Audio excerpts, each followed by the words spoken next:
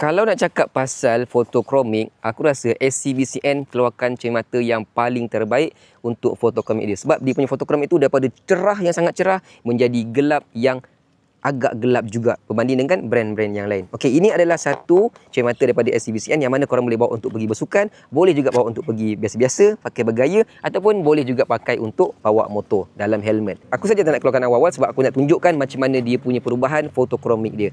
Okey, sekarang ni aku keluarkan daripada kotak. Korang nampak cermin ni cerah saja tapi dia akan slowly berubah menjadi gelap. Cerah tadi kan? Sekarang ni dia akan slowly berubah menjadi gelap. Dia dah gelap sikit-sikit dah. Sebab aku berada di kawasan outdoor, luar, terdedah dengan matahari dan juga UV yang tinggi. Lama kelamaan dia akan menjadi gelap. Kalau tak percaya, korang boleh rewind balik video ni, tengok macam mana masa aku keluarkan daripada kotak. Sekarang ni dia dah gelap dah. So cermin mata ni kalau korang tengok dekat bahagian hidung dia agak tinggi sedikit, jadi memang sangat selesa bila kita pakai, tak kisahlah apa pun aktiviti yang kita buat. Kalau berpeluh, peluh tak akan kena dekat cermin mata ni, peluh akan terus mengalir ke bawah. Sebab dia punya hidung ni agak tinggi juga.